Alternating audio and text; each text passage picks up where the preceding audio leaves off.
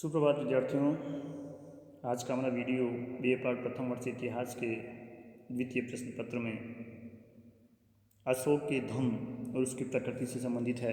हमारा पिछला वीडियो मौर्यों की आर्थिक व्यवस्था के संबंध में था। हमने देखा कि मौर्य साम्राज्य की स्थापना चंद्रगुप्त मौर्य द्वारा 323 ईसा पूर्व में की गई थी और 298 ईसा पूर्व में उसने मैसूर में श्रवण बेलगोला में संलेखना पद्धति द्वारा अपने प्राण त्याग कर दिए थे। इसके बाद उसका उत्तराधिकारी बिंदुसार हुआ। बिंदुसार की मृत्यु के बाद 273 ईसा पूर्व में अशोक मौर्य साम्राज्य का शासक बनता है। पर अशोक का राज्याभिषेक 269 ईसा पूर्व में होता है। ये बीच का जो 4 वर्ष का जो समय था, हो सकता है उसे वो उत्तराधिकार युद्ध में लगा हो या उसे अपने साम्राज्य को व्यवस्थित करने में उसने लगाया। उसका व्यवस्थित राज्याभिषेक 269 ईसा पूर्व में होता है। उसके अभिलेखों में जो तिथियां मिलती है वो इस तरह मिलती है कि अशोक के राज्याभिषेक के 10वें वर्ष में, 20वें वर्ष में, 13वें वर्ष में।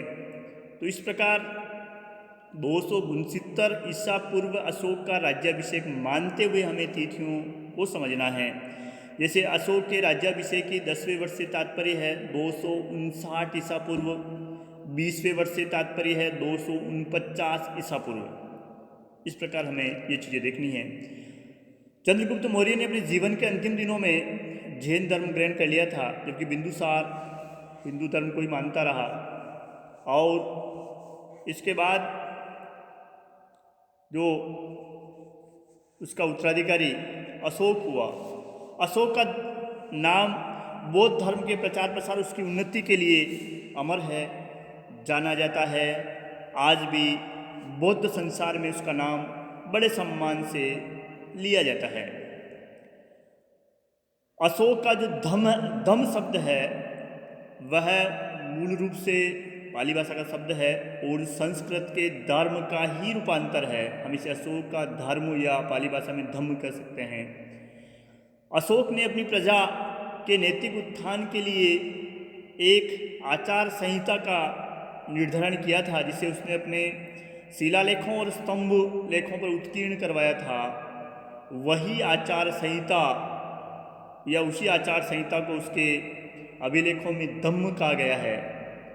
अशोक के प्रसिद्ध होने के कारण उसका दम ही है। अब वास्तव में अशोक जो था किस धर्म को मानने वाला था या अशोक का धर्म क्या था, इसके संबंध में इतिहासकार अलग अलग राय रखते हैं। इतिहासकार फ्लीट का कहना है कि अशोक का जो धर्म था या धर्म था वो बौद्ध धर्म नहीं, क्योंकि राज धर्म था। यानी एक राजा का क्या कार्य होना चाहिए या राजा का धर्म क्या होना चाहिए वो था।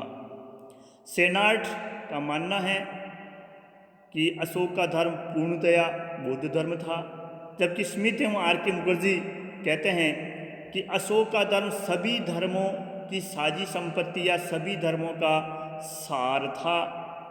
ये हम बाद में डिसाइड करेंगे अशोक के धर्म को पढ़ने के बाद कि वास्तव में अशोक का धर्म इन इतिहासकारों में से जो कथन कहे गए हैं कौन सा उस पर खरा उतरता है। D.R. भंडारकर कहते हैं कि अशोक का जो धर्म था वो उपासक बौद्ध धर्म था। और नीलकंठ शास्त्री ने कहा है कि अशोक का धर्म जो है वो धर्म नहीं था, अपितु एक नैतिक आचार संहिता या व्यवहार संहिता थी। रोमिला थापर का कहना है कि धम्म अशोक का अपना आविष्कार था, जिसे उसने प्रशासनिक हितों में ध्यान रख करके किया था। तो इस प्रकार अलग अलग इतिहासकार अशोक के धम्म के संबंध में अलग अलग विचार रखते हैं। हम देखते हैं कि सबसे पहले अशोक का धम्म था क्या, उसमें कौन कौन से पक्ष अशोक के अनुसार थे। अशोक व्यक्तिगत रूप से बौद्ध था, लेकिन उसका धर्म बौद्ध धर्म से बंधा हुआ नहीं था। उसके धर्म का क्षेत्र अत्यंत विस्तृत था। वस्तुतः हम कह सकते हैं उसका धर्म जो है सभी धर्मों का सार था, जो कि सहिष्णुता, उदारता एवं करुणा के आधार पर संगठित था। अपने दूसरे स्तंभ लेख में अशोक धर्म को परिभाषित करते हुए कहता है कि कीयुम चू धम यानी धर्म क्या है, इसका उत्तर भी वह स्वयं ही देता है। वह कहता है कि अपा सिन्वे बहु कयाने दया दाने सच्चे सोचिए माद दे साधवच। ये था धर्म। अशोक के अनुसार यह धर्म की परिभाषा थी, अर्थात अल्प पाप, अत्यधिक कल्याण, दया, दान, सत्यवादिता, पवित्रता, मृदुता, साधुता इत्यादि धर्म हैं। तो अशोक के अनुसार धर्म में ये सारे सद्गुण होना चाहिए।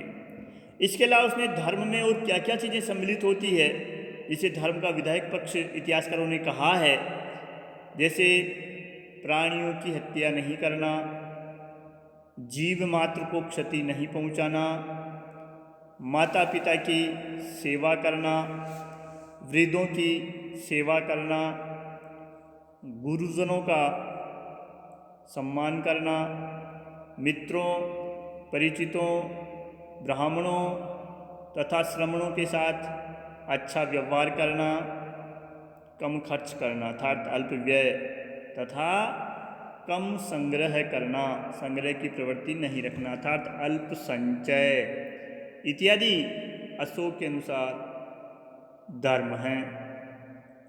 इसके अलावा अशोक कहता है कि धर्म तभी संभव है जब मनुष्य कुछ पापों से दूर रहे। अपने तीसरे स्तंभ लेख में अशोक कुछ ऐसे तत्व बताता है जिसे वो पाप कहता है, जिसके कारण मनुष्य सद्गुणों से दूर हो जाता है। इसको उसने कहा है, मुख्य रूप से उसने 5 आसीनव या 5 पाप बताए हैं जो धर्म के मार्ग में बाधक है, जैसे प्रचंडता, निष्ठुरता, क्रोध, कमंड एवं ईर्ष्या। ये 5 आसीनव ये पाप है जो व्यक्ति को धर्म से दूर ले जाते हैं। संभवतः अशोक ने ये पाप संबंधी विचार जैन धर्म से ग्रहण किया हो।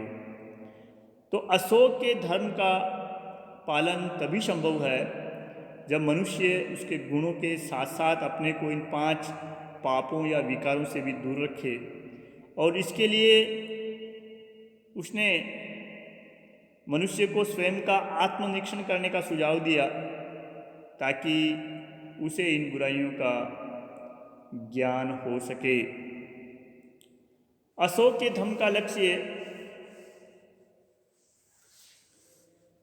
इस लोक में अभिष्ट सिद्धि तथा परलोक में अनंत पुण्य की प्राप्ति था।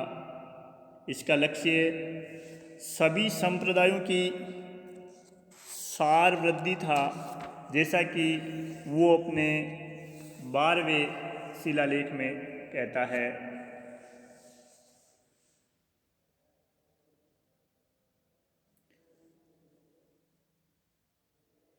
इस प्रकार हम अशोक के धर्म के विषय में यदि चर्चा करें तो हम कह सकते हैं कि अशोक का जो धर्म था वह उसका स्वयं का आविष्कार था। वह भले ही बौद्ध धर्म को मानता हो, भले ही वो व्यक्तिगत रूप से बौद्ध हो, मगर उसके अभिलेखों में जिस धर्म की चर्चा की गई है वह व्यवहार में नैतिक आचारों की एक संहिता थी, जिसमें हिंदू, जैन, बौद्ध आदि धर्मों का सार रूप था। यदि हम संक्षेप में अशोक के धर्म को जानना चाहें तो हम ये कह सकते हैं कि अशोक का जो धर्म या धर्म है वह सभी धर्मों में जो अच्छी चीज़ें हैं, अच्छे तत्व हैं जिन्हें हम सद्गुण कहते हैं, उन सब का सार है। माता पिता की सेवा करना, वृद्धों की सेवा करना, नौकरों दासों के साथ अच्छा व्यवहार करना, ब्राह्मणों श्रमणों को दान देना, क्रोध को त्यागना, ईर्ष्या को त्यागना, कम खर्च करना, कम संग्रह करना, गुस्से का त्याग करना, घमंड नहीं करना, सभी प्राणियों के साथ